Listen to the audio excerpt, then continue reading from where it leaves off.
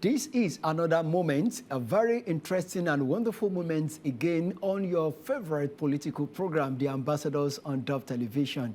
My name is Mike Adekunle. This is where we get to peep into the arenas of politics to see and to analyze what is going on a very better scale, how you can be involved in a way of contributing your quota to the betterment of good governance and to the advancement of good governance in Nigeria. We want to ensure that it's all good. We want to ensure that it's all better to the glory of God. Even as Christians, we are not expected to sit on the fence. We must get into the business and make sure we make our own contributions. On the program today, I've been joined with a man of God who is a barrister and, of course, a political analyst and a social development advocate. He is the coordinator of the Directorate of Politics and Governance under the Redeemed Christian Church of God, Lagos Province 27. Barrister Jide Ologun is here with us today. Good to have you, sir. Thank God, and I thank you for the opportunity. Thank you for your time. And I need to let our viewers know that this is Barrister Jide Ologun, not another Barrister Jide Ologun. Thank you. Because you are tired today. It's making you look different. we are talking politics. Yeah, definitely. You know, Ìjọba Alágbádá, the democracy. Thank you for your time, sir. Thank you. All right, just as we move on in the program, we want to lay bare to you and to also get you to know the happenings around politics, to get you informed and get you, to speed with what is going on. And Barrister is here today to also help us do justice to that. And if I may ask you, sir, the new government is no longer new now, over 100 days. So how do you put in your general assessments of the governance in Nigeria led by Asiwaju Bola Ahmed Tinubu, our president? Yeah, the government has been trying to do some transformational activities to put the country in the right direction. But interestingly, with the issues on ground, the impact has grown worse with the citizens. And that is a very crucial issue right now. If you look at the removal of the fuel subsidy, which was already in motion before the new president was sworn into office. But on that day of inauguration, he said, we have to do away, no more subsidy. The viral impact on that, on inflation, the rising cost of PMS, and has further deepened the hardship of the citizens. But like some elders have said, that in life, sometimes you go through the no pain, no gain syndrome to move to the other side. So these are some of the sacrifices we need to make. But currently, the Nigerian Labour Congress and some stakeholders are engaging the government to say, okay, even with the situation we have on ground, how can you ameliorate the pains and the hardship of the citizens? And you look at the policy in the foreign exchange window also. That has also escalated the exchange rate. But again, that has a substantive crisis point, which is the fact that we are yet to become a productive nation. And if your economy is denominated in dollars, it means you need to earn dollars. And so there are several issues, and as we speak now, we have a new governor, acting governor of Central Bank, and some policies that are going on. But basically, I am of the counsel that we should move beyond palliative measures and begin to address substantial issues. For instance, the insecurity in the land, the oil thieves. Who are the oil thieves?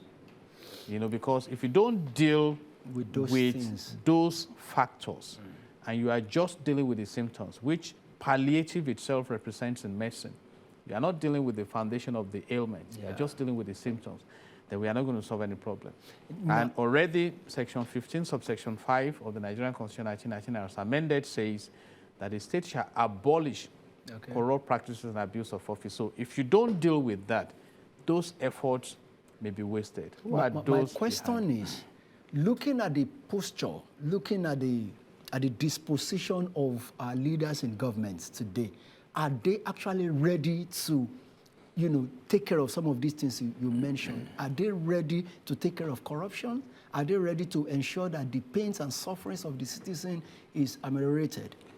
Without holding brief for this government, I want to bring in the adage of the elders, and I plead to quote, that when a new wife is married, that wife should be wise enough that the cane that was used to chase the old wife away is still is kept somewhere, for the new wife. not thrown away with the old wife. What the law says, if you look at section 14, subsection 2 of the Nigerian Constitution 1999 as amended, is that the security and the welfare of the citizens shall be the primary purpose of government. And when that primary purpose is not effectively delivered on, there is even a threat to that government. We are not advocating any coup in Nigeria like it happened in Mali and Gabon and some, African communities. But then, when the people are not attended to, there's what we call predictive analysis in research and evaluation. Then you may be able, you may begin to imagine what can happen. And I can let us know right now, the Nigerians are on edge. The economy is biting hard and everything. So the mandate on this government is not just to be telling the citizens to tighten their belts, because very soon the waste may disappear. But for those in government also to tighten their belts and scale down on the cost of government. Because if that gap is not bridged, then you may not be communicating with the citizens or connecting with them emotionally.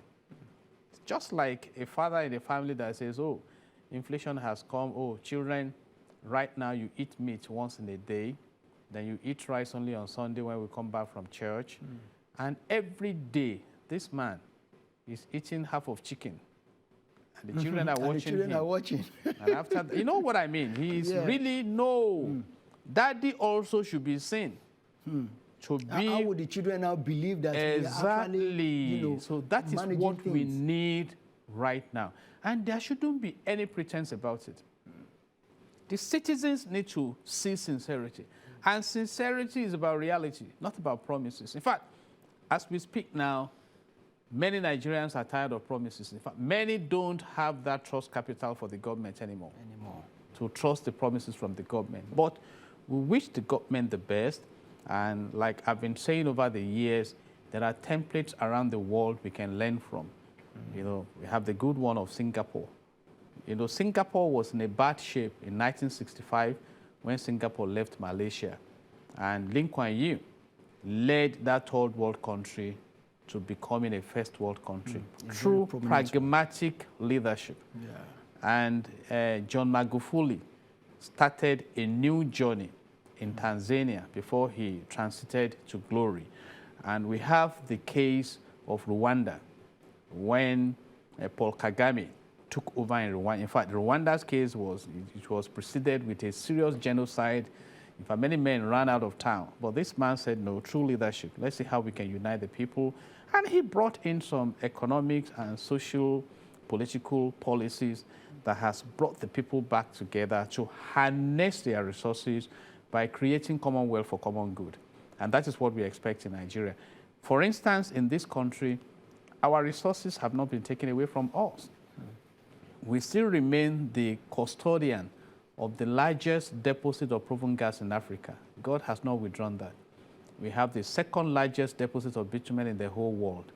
We have gold, we have different kinds of resources that we can maximize. So rather than allow some cabal groups to illegally mine our resources, some oil thieves to steal our crude oil, and some enemies of the state to prevent the refineries from working, because they benefit more by transporting the crude oil to foreign countries where they refine, bring back at huge cost, not even bringing back the whole products, part of the products.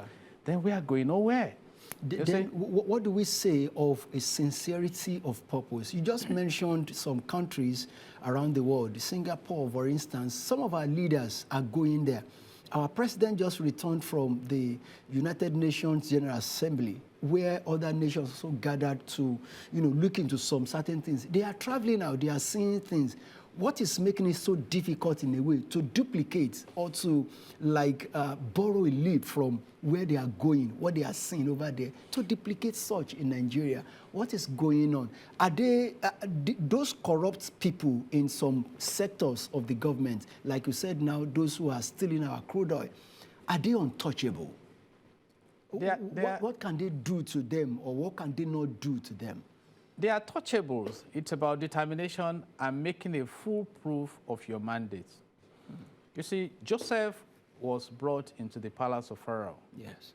From the prison in Genesis chapter 41 to solve problems. And between Genesis chapter 41, verse 39 and 41, yes, he became a prime minister. And many Bible students may stop at that point. Oh, promotion comes from God.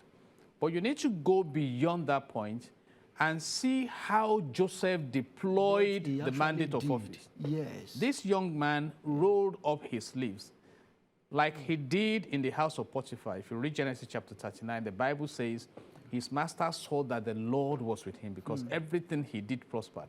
He engaged the resources of Egypt to prevent the looming famine that could have wiped away every trace of prosperity in the land. Yes. He got to work. And I respect Joseph so much. He's my Old Testament pastor. He was so determined and detached from sentiments that when people were coming to buy food, he collected money from them and remitted the revenue to the state to, create infrastructure kind of a flow. And attend to the needs of society. And when some exhausted their money and came to say, okay, we need food, we don't have money anymore, he will say, go and bring your certificate of occupancy. Come and work for us. Value must exchange. I'm not going to give you state food for free. You must pay for it. This is leadership, making a full proof. How I can study this concept. It's there in the Bible. I now came back to the aspect of nepotism and things like that. Fine. Pharaoh was so impressed, he said to Joseph, where are your family members? Bring them. And he settled them in the best part of Egypt. Part of the land. But do you know the Bible says that Joseph never gave to his family more than they needed? Wow. He's there. He was a very prudent man. And a wise man said that a poor man buys luxury first. The rich man buys luxury last. Wow. And how does that apply to our country? You see, when you see developed countries of the world, material things are not what defines success. It is the, universal welfare system, taking care of their society, generating wealth. But in Africa, material wealth. So that's why you see a long stretch of bad roads and you see luxurious jeeps driving on that road with siren and everything. That's why you find people flaunting their material muscle in the midst of poverty. So I'm leaving us with that code that the wise man buys luxury last. The poor man buys luxury first. And that is why it's difficult for some people to leave office, because they must maintain a false lifestyle that does not correlate with the macroeconomic situation around them. So they must force themselves to remain in office. But that also is not the mandate of God. If you read Genesis chapter 1, verse 28, God said specifically while educating man that replenish the earth. Replenish. So to what extent have we been able to replenish the nation through leadership? Like the Vice President, Senator Kashim Shettima, brilliantly said during one of his speeches or addresses at the General Assembly, where they went to at Akwa Ibom State, if I'm right, to have probably a party or something, or a gathering, and he said to them, power is given by God. that wherever we are today, it's a privilege. There are people who can, do better than they are doing, but yet they are not in position they are today. And he was advising and admonishing them that they should use what they have today for the betterment of people, because you stay longer out of power than you stay in power. Very brilliant one there, and I really appreciate him for that. And let me just comment on that. Aesop, a wise philosopher, said that after much is said and done, more is said than done. Okay. So we want to see the actions that reflect. Yeah, he has said honestly, it, then we need the action. Let me commend Nigerian leadership. When it comes to making statements, you cannot fault Nigerian leadership. We are very good at promises and things like that. But let's come to the practical aspect. I want to see the refineries work. My president and commander-in-chief was in New York City for the hunger. Yes. And commendably, he was not at the airport with retinue of fanfare. I think there's about 3 persons were at the airport to welcome him, and some top Nigerians at the hotel. And he addressed the hunger in respect of the interest of Africa and everything. But we want, for example, throughout his stay in New York City, he would have noticed that there wasn't power failure. I want in my lifetime to be part of those, by the grace of God, who will celebrate the first 90 days of uninterrupted power supply in Nigeria. Amen. And all the energy mix we need to generate this, God has provided. Yes. Solar, fuel, different kinds of energy mix. Because by the time you do that, you bring down the pains of the economy on citizens. Yes. You can imagine now how many industries have folded up the cost of diesel to power generator in the office, and by extension, the workforce, they are asked to go. Some industries have located to some other countries, to power generator at home. So there are things that God cannot imagine, do not exist, and humanity cannot imagine that did not exist in this age and time. Okay. If you research very well, the first power supply installation in Nigeria is likely to be around 1898, before 1900, in Lagos. And today, we still cannot boast of consistent and affordable supply of energy. So how do we want to develop as a nation? That's an example. In the United States of America, with 50 states, they enjoy 24/7. That's one of the things I enjoy so much when I go on vacation, 24/7 electricity, except there are some emergencies that take that away. So, and that is why they are productive, they enjoy life, because electricity is attached to even your health management, your lifestyle. Light is life. And by the way, God said in John chapter 1 verse 5, that light shines in darkness, and darkness cannot comprehend it. Another translation says, darkness cannot put it out. So when you achieve that, you are setting people on the course of prosperity. Nigerians are brilliant, they are industrious, but there is what we call an enabling environment and cost-effective business engagement. And those are some of the issues that we can now move to health facilities and, and agriculture and all those things. Now, if I may ask, in all of this, our viewers who are Christians, let me put it that way, or non-Christian alike, what should we be doing at this time? How can we leverage on some of these things? While we were behind camera before we come, on air, we were talking and you said problem is a bedrock of business. How can we leverage on some of these things and, contribute our quotas, contribute something to the betterment of this country so that we don't just sit and talk and talk and talk? This morning before coming to the studio, I asked my tailor to come see me in the office.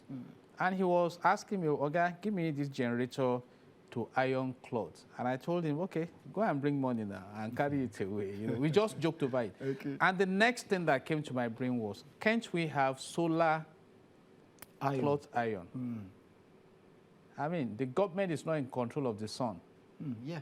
So that is a business idea that dropped in my mind. I'm a lawyer, I'm not an engineer.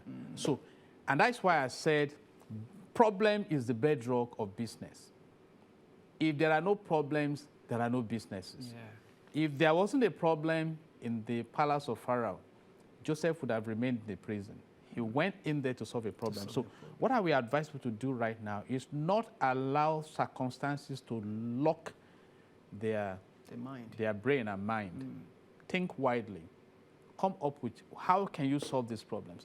You know, I went to a shop to get some rechargeable lanterns and things like that, and I saw the branding on one of the cartons. They are labeled as emergency products for Nigeria. So that means there is crisis of electricity in that country. So let's roll rechargeable fans and things there, and they make a lot of money. You see, so we need. I have thought of it. I've read news about the government arresting illegal refiners.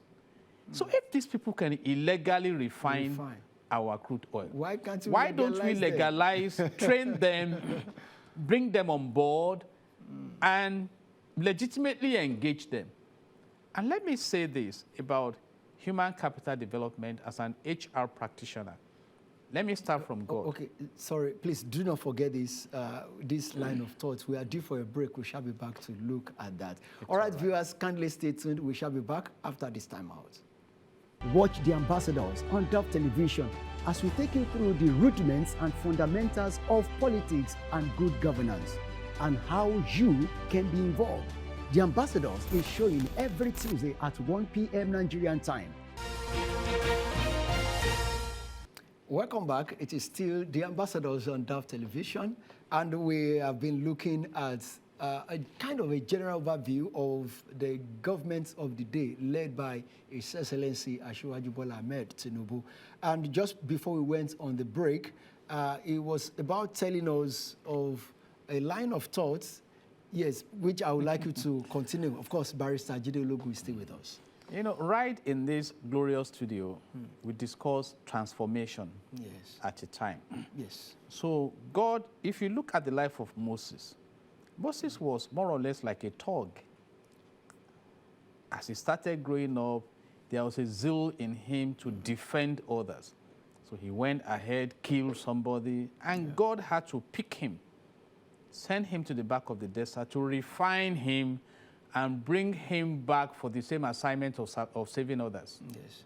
In fact, he saved the Israeli out of Egypt. You look at the account of Saul of Tarsus.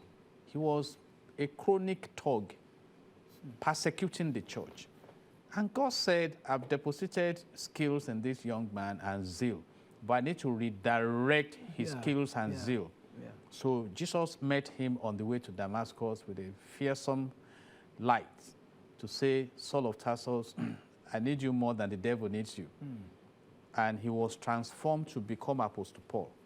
So if God did not do that, if probably God just killed him at that point, all the epistles we are reading today may not be there. And let's go to David. I was studying the scriptures and some revelations came. If you look at the life of David, that young man was more or less a thug. To the extent that they chased him out of his family. The father just called him one day, David, your trouble is too much. You have to leave us alone. And he was sent to go and keep the sheep. Even right there, he saw the lion, he fought the lion. He saw the bear, he fought the bear. When he came back to town in 1 Samuel 17, he saw Goliath. King Saul was on the run. He looked at the man, he didn't even consider his size, stature. He said, I will bring down. The brother said, you are here again, thug. And he went to the king, he refined one for that matter, that he negotiated. And a wise man said in life, you don't get what you deserve, you get what you negotiate. So he went to the king, if I kill this giant, what is the need for me? You see, and that is what we are saying. So that is one aspect of transforming human resources to human capital. Because if you don't do that, those who are helping the oil thieves to install pipes into the ocean to steal our oil, they must be engineers. They are not roadside engineers. They come with vessels, organized crime. So the state needs to sit back and see how the human capital can be lifted. Yeah. I was watching a documentary of Sheikh Zayed, the founding father of the modern United Arab Emirates. You know, I was going to New York from Abu Dhabi. Okay. That was the year he was supposed to become 100 years if he were still to be alive. And I saw what that man did. One of the quotations is that wealth is not money, but developing people. So Wealth is not money, but developing people. This leader inspired development of human capital. Yes. And that is why today you get to Dubai, you relate with the police, you relate with them at the airport, you see that element of educated mindsets. They've You really see, developed they've them over created a wealth magnet in that environment. And when you talk about wealth management, there are 3 basic levels of wealth management. You first create the local wealth. Okay.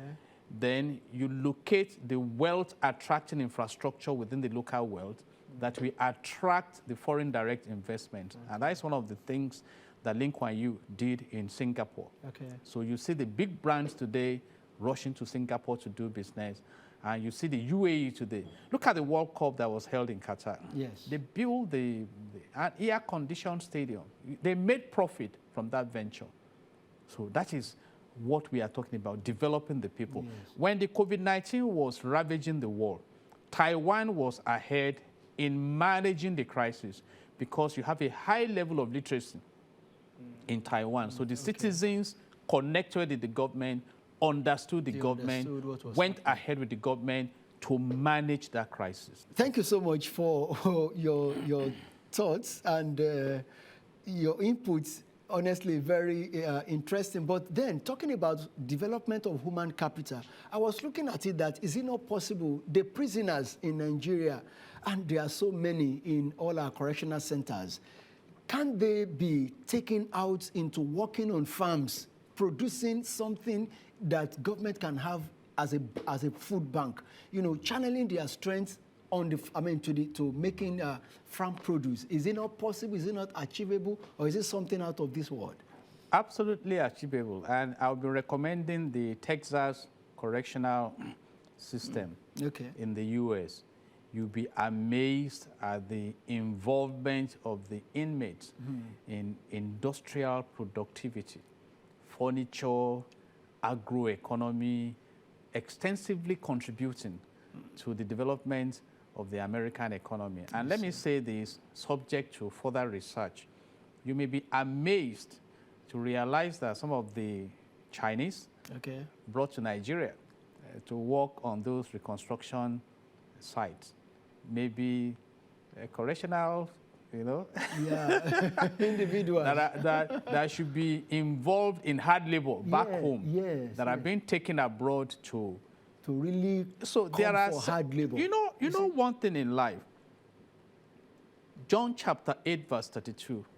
John 8:32 says that ye shall know the truth, and the truth will make you free. Yes. That freedom is the capability to enlarge and expand your scope of productivity. Okay. You see? And if you read Psalms 32 stanza 8, God says he will teach and instruct us in the way we should go and watch over us with his eyes. And that is why the case of Joseph is useful here. Okay. Joseph was a prisoner in Genesis chapter 40. A resourceful prisoner. And a servant in Genesis chapter 41, if you start reading from verse 9 downwards, oh, I remember my fault today. I met someone in the prison that can help because of the innate abilities. And the Bible says your gifts will make way for you. And the king did not profile Joseph on the basis of what brought him to prison or whatever. He said, go and bring him. And this young man came to the palace and solved a national problem. All we need is solution. But also, it's a matter of governance mindset. Do we want to become a productive nation? If the answer is yes, the resources are there. We have to get and that's why it's so amazing when we talk about Japa. Many Nigerians have fled the regions of this country. to solve the problems of other nations, of other countries, that we now go to enjoy at the higher premium. So we take our crude oil out there, bring some of the products in at premium price.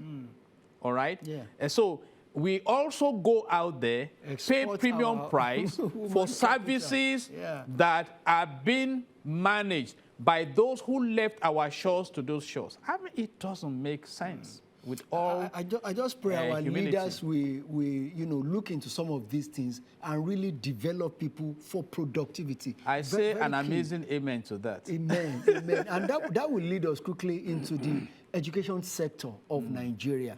How are we faring? Where are we? Because it all still boils down to the human capital or human capital development. Because the mind of people need to be developed. Our youth these days, they take little or no interest in education any longer. And speaking to the time in which we are right now, that the school fees and school or tuition or what have you are on a very high side. How do we cope? What can you say about our education sector in Nigeria? Students, welfareism, and security. Let me start from the sphere of the youth. Okay. My advice to every youth this day is that for all it takes, please get educated. For all it takes, Yes. get educated. I'm sitting before you by the grace of God because of education, and I thank God for that. My father, Pasiem Ologun, handsome, blessed man, had 10 children. I'm the last born of them all. 10 children. Yes. Wow. And it's this education he ensured that he moved us on the path of education in life. And all 10 graduated except for one who decided not to go to the university. Even after he died, we kept on that culture of education, and it has really helped us. So for anyone who does not appreciate education, I'm appealing to you this morning. For all it takes, get educated. So let's come back to the government. If you look at Section 18 of the Nigerian Constitution 1999 as amended, it says that the policy of the state should be driven in a way that education is provided for all citizens at different levels. So it's a priority. And when you look at education, education is a 9-letter word. Okay. The E stands for enlightenment. Okay. The D stands for discipline. The U stands for understanding. Then the C stands for character. If you look at the Joseph we've spoken about, you see that. Then the A stands for ability. I'm a lawyer, but I cannot drive a trailer because I have not been educated on how to drive a trailer. So I may have the innate ability, but I don't have the productive ability. In fact, I become a danger to the society if I attempt it. That's the power of education. Then the next letter is T, transformation. So you can imagine how I was in 1970 when I went to primary one. It was war to keep me in school. I understand what you are saying. Exactly. But today I thank God. I can, like the Bible says in Proverbs 22:29, Proverbs 22:29 says, "Seest thou a man diligent in his business shall stand before kings and not stand before mean men." And when I talk to young ones, I tell them, if I'm at the table with a governor today, and no governor has asked me to describe the face of my father or who is your father, Jide, no. We talk one-on-one because there are issues to discuss on that table, and I'm bringing solutions. That is one of the parts of education. Then you talk about inspiration. Inspiration. Lee Kuan Yew was educated. He was able to inspire his people towards prosperity. The likes of Chief Awolowo, Tafawa Balewa, the great Zik of Africa were educated. So they sat down at a time to say, Nigeria should be free from colonialism. Then you talk about opportunities. The word poor, P-O-O-R, means passing over opportunities repeatedly. P-O-O-R. Yes, passing over opportunities repeatedly because you don't have the skills to tap into those opportunities. South Korea, I doubt, has oil, crude oil. But South Korea has refineries. So they make the money out of oil more than the nation that has the oil.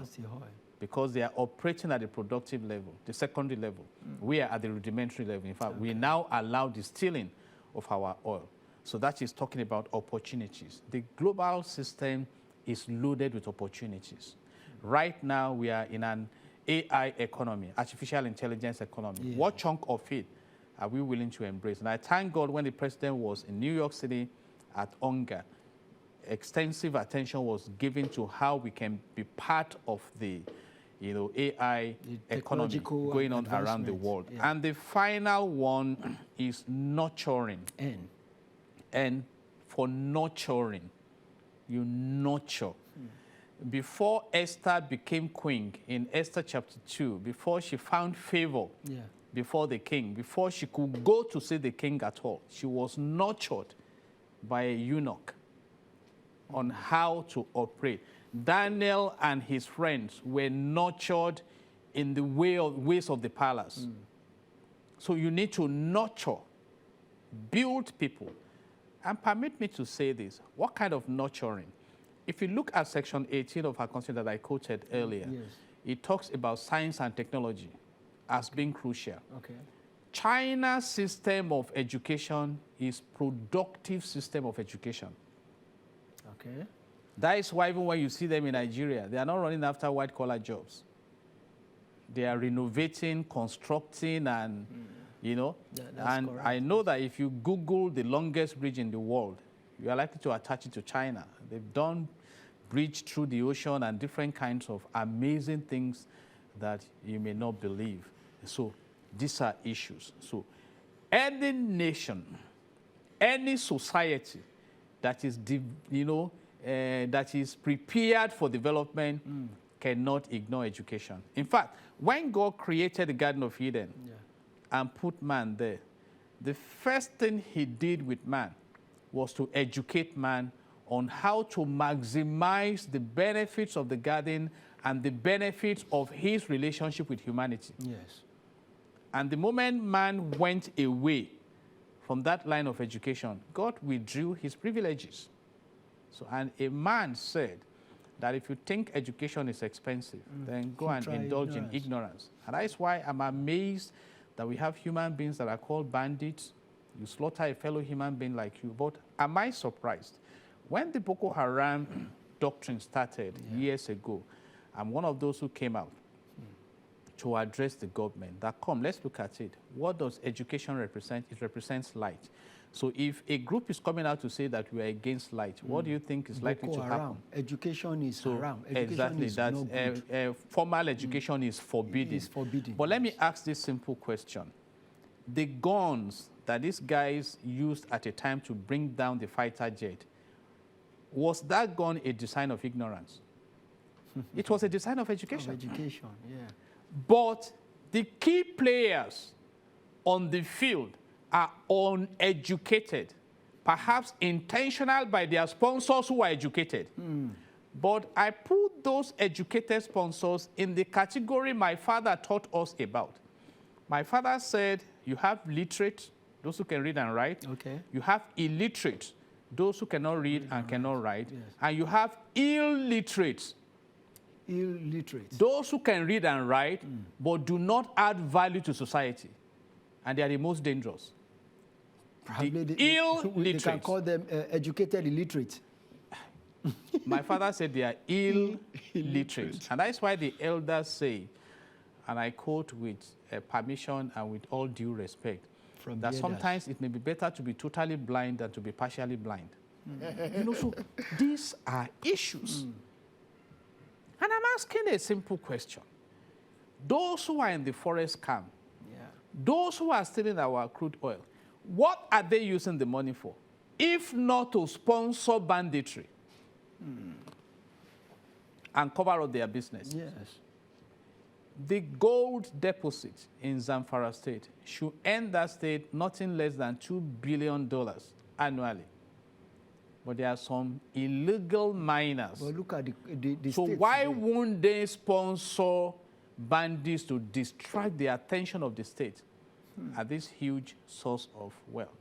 I was reading recently that the price of cement may go up. I'm praying against it for the sake of bridging our housing deficit in the country.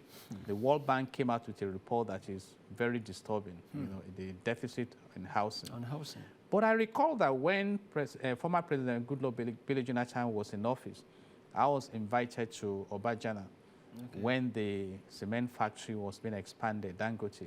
And Dr. Mark Ojo, of blessed memory, gave a lecture that day. 3 points. Firstly, that the raw materials for producing cement in Kogi State could not be exhausted for 70 years. Wow. 70 years. Wow. Secondly, that it is cheaper to construct roads with concrete than with the materials we use now. Okay. Thirdly, that it is cheaper to repair roads that are constructed with concrete. So you see God loading, and that is in Obajana in Kogi State. I led the team of the Nigerian Institute of Public Relations, Lagos State chapter, as the chairman then, to Ibeshe factory. Where the factory is in Ogun State. Located, yes. You see these resources, you are amazed. So what is our problem? What's our problem? So you see a pampered nation. What is our problem? You know, I did a research, sir. The world population on the 16th of November, 2022, you know, I remember it very well, because that's my wedding anniversary. Okay. Was around 8 billion. 8 billion. Yeah. African population, about 1.5 billion. And Africa has 40% of the whole resources in the world. So what is wrong with us? And we seems to be very backward, even among these nations. So what is wrong? Wow. So we need to look at productive education, fear of God, maximizing our resources resourcefully by creating commonwealth for common good. And I have a saying that I love so much. The insecurity of one is the insecurity of all. Because all these, our children in school as well, they need to be secured.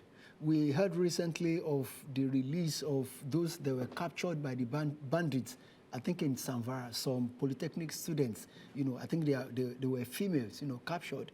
Now, trying to even get to school is a challenge. Getting into school and getting them secured is another challenge. Many of them being adopted and, you know, molested, you know, several ways. What this government, perhaps, if you are to point out one or two agenda, what would you advise them to look into to make our education sector better going forward? You just mentioned it. Make it secured and attractive. Right now, the mindset of many young ones is that education is a scam. But I, Olajide Agbola Ologun, to the glory of God, I declare that education is not a scam. Rather, it has been of a blessing. I've mentioned my own example. I cannot imagine where I will be today without education, you know. I mean, and I give God all the glory and the wonderful Ologun family that has given premium attention to education. Did you follow the loan facility, you know, propounded by this government? Did you follow it? Not at all. In fact, I recall, like I said, my earthly father died when I was just 15 years. Oh, wow. I got my secondary school result the following day. Okay. He died on the 7th of September 1982. I got my result on the 8th of September 1982. But he already established a culture of education while alive. Okay. I'm the last one of 10. So those who started working, they were all contributing into that education. None of them could tell you then that education fund. So we had an education fund in the family. Wow, in the family? In the family. Wow. So, and I say this to the glory of God, I only felt his absence by virtue of the emotional connection, but not that any of us dropped out of school. You see? Because wonderful a family. Platform has been provided. Exactly. And I attended St. Anthony's Primary School in the capital of the world, Okakoko in Ondo State. Really? Then I moved from there to St. Patrick's College, Iwaro, Okakoko, then to Federal School of Arts and Science in Ondo Town, then from there to University of Benin, where I studied law 3 years because I went in through direct entry. then to the prestigious Nigerian Law School in Victoria Island, and I was called to the bar in December 1989. Wow. And after that, I've gone for other courses. Nigerian Institute of Public Relations. I'm a member of Chartered Institute of Personnel Management of Nigeria, CIPM. Most recently, I went to the police training school. I'm a CSP, Chief Superintendent of Police. So you can see education. Enlarge, broaden your coast of relevance, adding value. And when some ask me, Pastor, police, yes, I'm concerned about the state of insecurity in Nigeria. So if I cannot even go out there to carry gun and get involved physically, we should be able to contribute from the angle of, in the cerebral angle, and influencing, policies that will make our environment safer. Because if you check the vision of the Nigerian police, it is to create a safe environment for national development and economic growth. So how do we achieve this? How do we engender the civilian, all these issues? Make your own contributions, and that is the power of education. Education is like an elastic. It keeps expanding. As I speak to you today, by the grace of God, I pastor, I practice HR, practice PR, practice my law, management, and it's quite exciting, except that I'm wondering which course I should go for next. Maybe broadcasting. I'm already there. Okay, good. I'm here with you. While we are trying to wind down the program for the time, now give us an overview, a general overview of the outcome of the different tribunals set up by the government, on election, tribunals. The outcomes from state to state. Lagos State, they've delivered their own. Ogun State had adjourned or had mentioned to be delivered on the 30th of September. And Kaduna State had delivered, Kano State had delivered. So what is your opinion right now on some of these judgments across the states? My opinion is that it's not the judiciary that should decide victory at the elections. Okay. If you look at Section 65 of the Electoral Act 2022 as amended, it gives the returning officer that power and the power to review within 7 days when there are special circumstances. Okay. And beyond that, any party that is aggrieved can go to a court of competent jurisdiction or to the tribunal. That is why you have the tribunals. Okay. And when it comes to litigations, Section 131 of the Evidence Act 2011 says that if you are approaching the court for a relief or a benefit and you are relying on some facts, it is your responsibility to prove those facts. Okay. In the case of the Presidential Election Tribunal, there were at least 89 senior advocates of Nigeria. And if you add their years of practice experience together, it's over 100 years. But the decisions of the five-man tribunal was delivered within a space of about 13 hours so that they could explain to the world what was brought before them. In law, it's about issues, it's about facts, it's about law, it's about evidence, it's about your witnesses, and following the rules. So you need to marshal your case.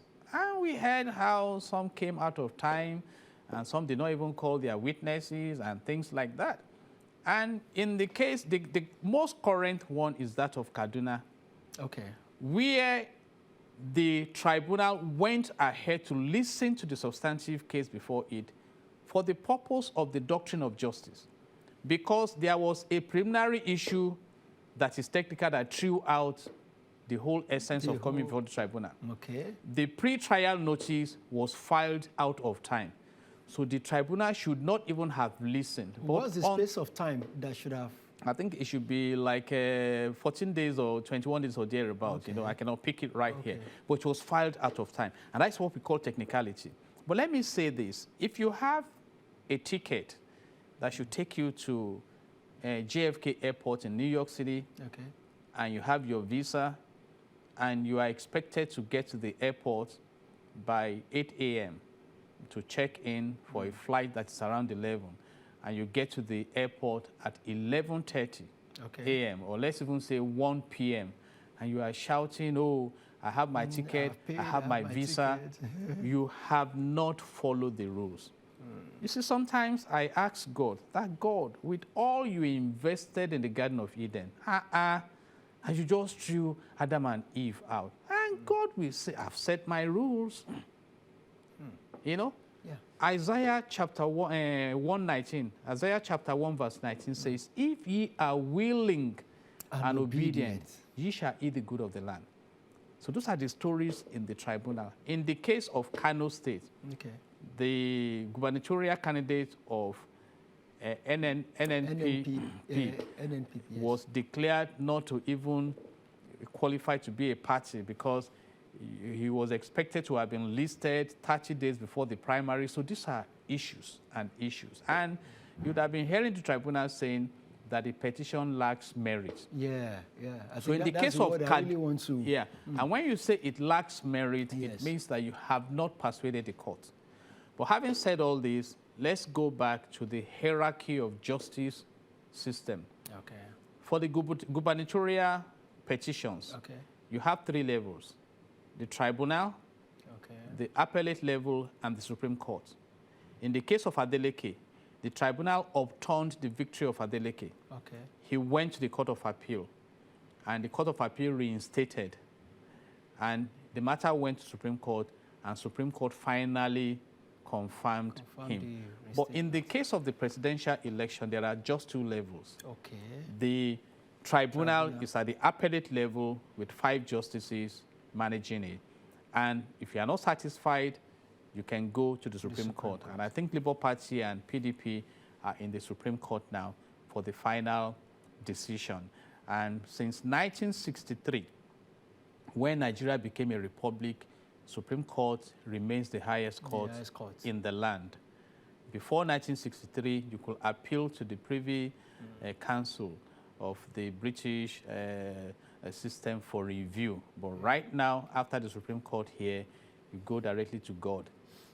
I'm sure you and I wanted to tell you that you and I know that there is still another court beyond the Supreme Court, and that is the throne of grace. Very well, exactly. Which all of us have to be prepared. So for. Those are issues. So in litigation, your case succeeds or collapses on the strength of how you marshal yourself. It's not sentiment.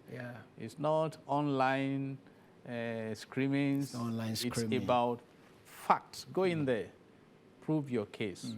And you recall how 2 women brought their children before Solomon. And if you listen to the woman shouting, you are likely to judge in error. But like I have said, there are levels of interventions. So the judiciary will only entertain petitioners who come and allow respondents to respond. In 2015, the PDP lost to APC. And the former president, Goodluck Ebele Jonathan, decided not to go to the tribunal. So an INEC decision was final. All right. Thank you so much. I would have loved to ask you that should INEC conduct an election that must end up in court?